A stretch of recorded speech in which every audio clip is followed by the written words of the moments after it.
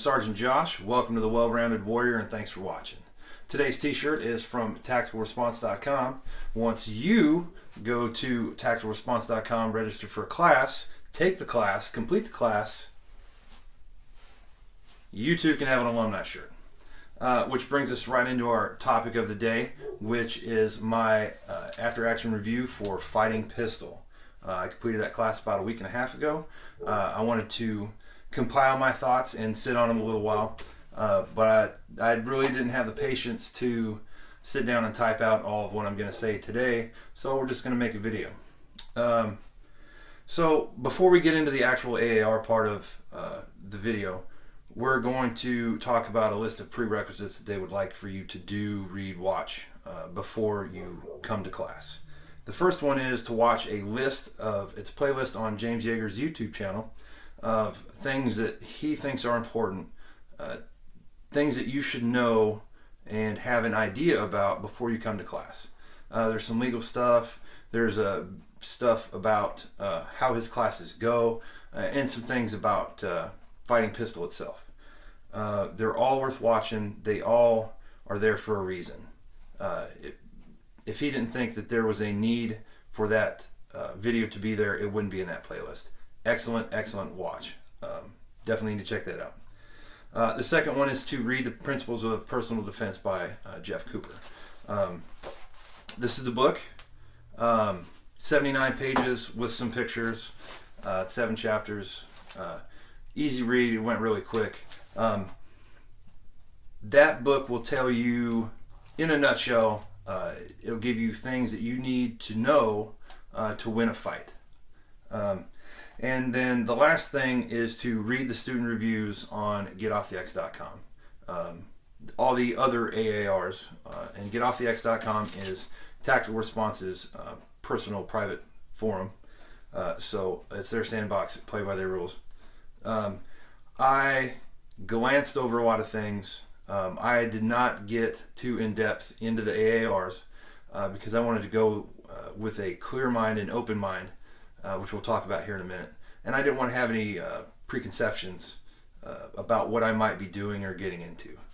The next thing we need to talk about is the equipment list.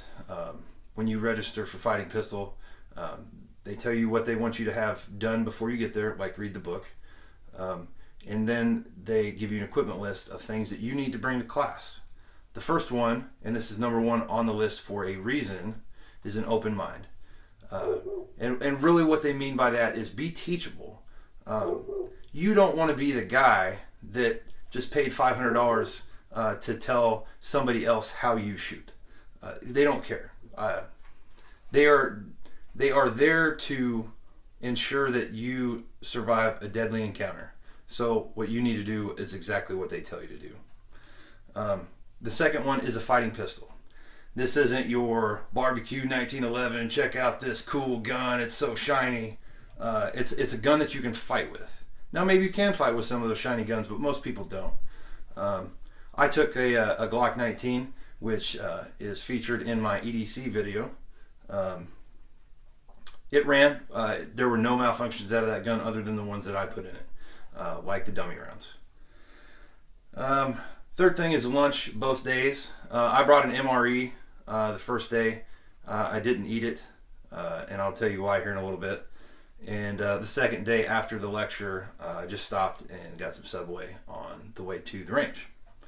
4,000 rounds of quad ammunition. Don't skimp here. You don't want to have a gun that doesn't run, and you don't want to have a gun that doesn't run because you bought shitty ammo. I mean, you already are at least $500 into the training class. So why try and save pennies and have a miserable experience and not get what you need to be getting out of it by cheaping out on ammo? It's just not worth it. Strong side belt holster. Also in the notes it says appendix is okay. I carry appendix, so what you also see in my EDC video is that leatherneck tactical gear holster. I ran that appendix through the whole class. Worked amazing. iPro. I wore my Oakley flak jacket XLJs, also in the EDC video. Ear Pro. I ran Howard Light Impact Sport, electronic ear muffs. For the money, can't beat them. You really can't. Electronic Ear Pro is really the way to go. Trust me when I tell you that. Electronic muffs are even better because you don't have the up and down and on and off with the Ear Pro when you're in between drills and taking instruction. The next is minimum 5 mags. I brought like 20 just because I had them. I ran some mostly stock Glocks mags, and I got like 10 or 11 Jagger mags. They ran fine. I broke Phillips on one, but we'll get to that later. Magazine carrier. I carried it, also appendix from Leatherneck, also in the EDC video. 10, rain gear. Yes, they do shoot rain or shine. Yes, they do shoot rain, drizzle, or monsoon. It sucked. We got drowned. It was awesome. I wouldn't trade it for anything. But bring your rain gear. Hat and sunblock. We didn't get a lot of sun until the last day, and it was later on in the day. But I wore a hat just to keep what little sun there was out of my eyes. I wore long sleeves basically the entire time, so really didn't need any sunblock. Knee pads and elbow pads are on the list. They're optional. I wore knee pads through like 2 drills. I didn't bring elbow pads at all. Didn't need them for myself. Now there were some other folks, the more advanced in age. They were up and down and on their knees, and it was a little harder on them. Water, yes, bring water. Even though it was like 50s and raining, you still need to hydrate. With any kind of physical activity, you run the risk of getting dehydrated, not knowing it at those kind of temperatures. So drink water. Bug spray. The rain kept the bugs away, so I didn't have that problem. But in the summertime, in that neck of the woods, yes, you're going to want bug spray. Pen and paper. Yes, pen and paper. Pretty simple. Clean kit and gun oil. So at the end of the first day, and really you should do this at the end of the second day also, do a quick wipe down. I needed to, specifically on my gun, just get the mud and the dirt out of it. I wiped everything off and lubed it back up, and it was good to hook for the rest of the class. So getting actually into the AAR, in the book that is provided to you by Tactical Response, they give you the steps and what you should think about when you're writing or in this case doing a video AAR. And I'll just go word for word out of there, and I'll tell you what and where and who and why. So who taught it and who took it? Tim Morris and Don Numbers taught the class, excellent instructors. Who could benefit from it? Everyone. Everyone could benefit from this class. My personal opinion is this class should be, this is really the standard. If you're going to take personal defense and fighting for your life with a gun seriously, this is like the class to take. You got to start somewhere, and this definitely fits that bill. Who did you like and who did you want to punch? Everyone in the class was awesome except for one guy, and he is not part of the family anymore, so we won't talk about that anymore. What class did you take? Obviously I took fighting pistol. What did you do? Learned how to fight with my pistol. We'll get into what I actually did in a little bit. What did you learn that you expected? I really didn't have any expectations. I kind of knew what the class was going to be about, so I had an overall view, but I didn't want to come in there with expectations. I wanted to get less bad at shooting a pistol. Like, I feel fairly confident in my rifle skills through my military time and getting time behind the trigger. Not so much with pistol, because I just haven't done it. And that was something that I needed to increase my skill level in. So what did you learn that you didn't expect? I think the one thing that I learned that I didn't expect to learn was the thinking outside the box, if you will. I kind of already had that going on because I'm a multiple class alumni, so I kind of get how they do things. But there's still more. There's still more to do. There's still more to be had. But you can't put yourself in the box and expect life to be just a one-way paper target range. It's not.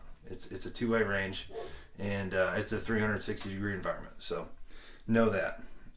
What did you see? I saw a lot of dudes getting their fighting pistol on, and it was awesome. A lot of knowledge was gained, and some quality instruction. That's what I saw. What gear did you use? I already went over the gear, what I used, what I didn't. What gear worked and what gear didn't. My gear worked. The only thing that I changed was I had an ulti clip to start on my magazine carrier. I took that off and put a single soft loop on it, and I'll be changing the design of that probably to the next new style where the belt loop will be in the middle of it. What gear did everyone else use? Well, there was all kinds of stuff. I saw a lot of gear from the quality Camden Kydex Mafia approved benders. I ran Leatherneck.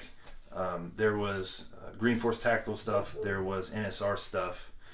There was B4 gear out there. There was all kinds of stuff. And then there was some other brands that just not going to mention them, but they were there and they ran fine. There was really only one equipment malfunction through the whole time, and it was an XD, and I think a live round got stuck and I had to shoot it loose. I don't know. I was loading mags, so I didn't catch all of that. What were you good at, and what will you work on?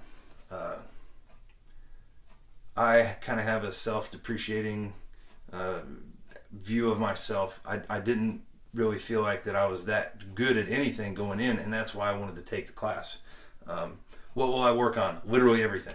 Everything that we are going to go over next are things that I'm going to go to the range and do. We're lucky enough to have a really good range in OK Corral, which is in Woodbury, Tennessee. You should go check them out. And I will probably get a chance to do most of these drills there. So what class will I take next? Next on my list is fighting shotgun. I went through my class list. I will probably role play for the fight again, probably at least a couple times. But fighting shotgun and then advanced fighting pistol are my next two classes. What did you learn from other students? That's hard. I learned things about other students. This class was really good in keeping their mouth shut and their ears open and taking instruction.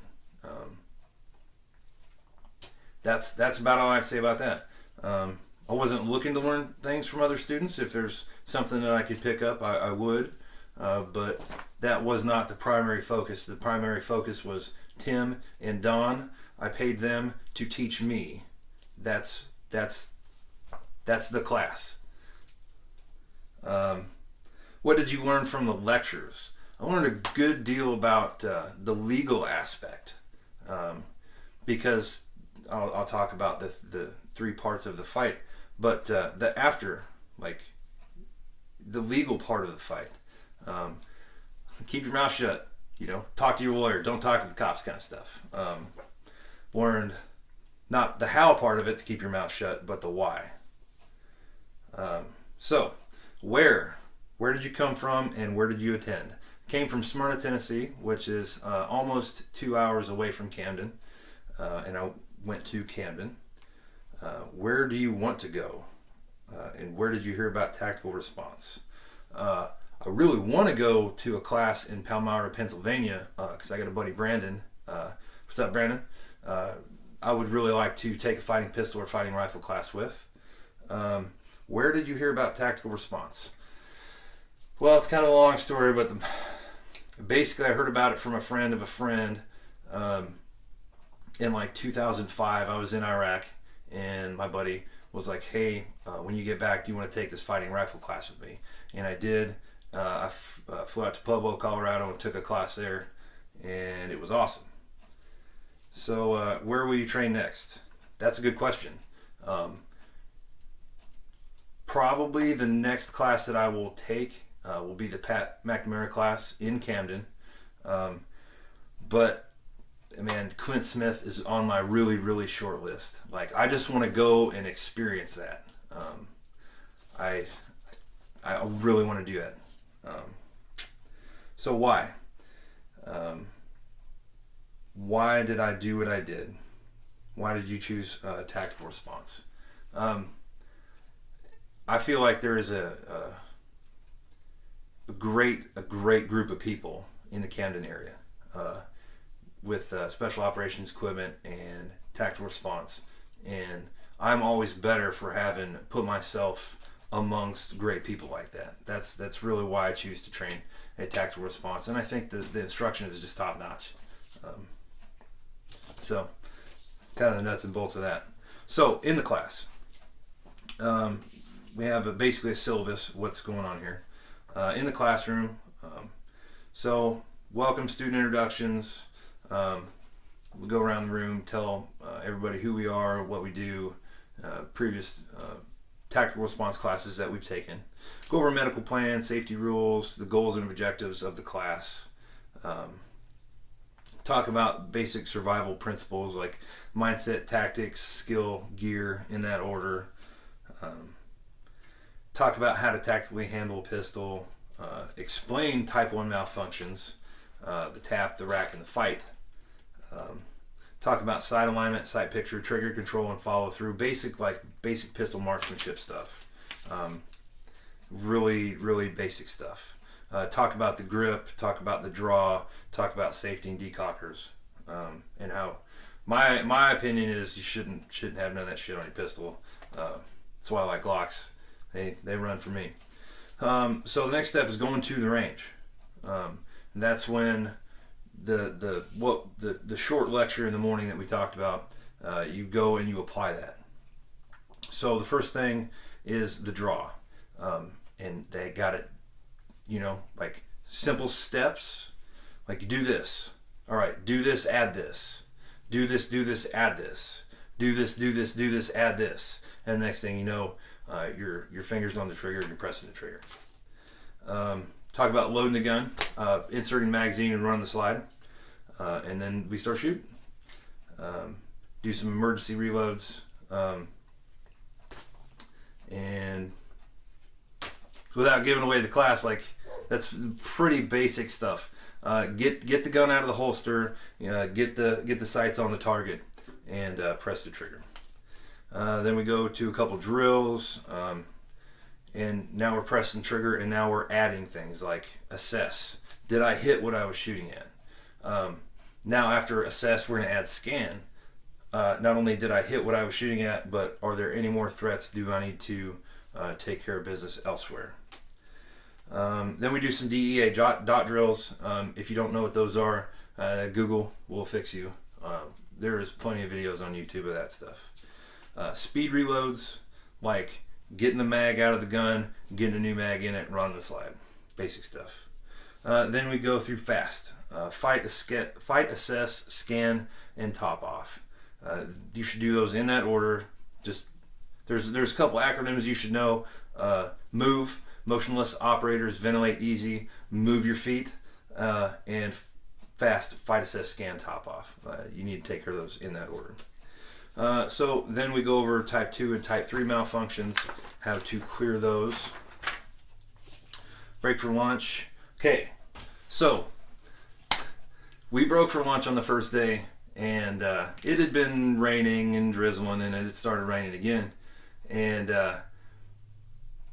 I didn't get to eat my MRE because Tim wanted me to mess with his phone. He's like, oh, come on, no, come over here and do this first.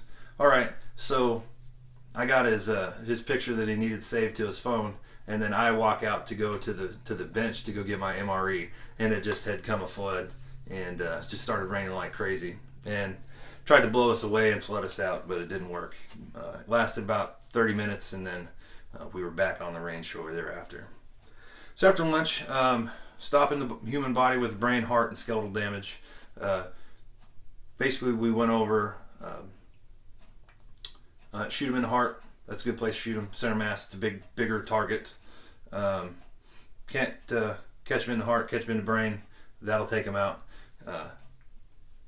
Try and shoot them in the eye area, in the soft nose eye area, and skeletal damage. So if you can't get a heart or a brain shot, shoot the biggest part, the center of the biggest part of what you see.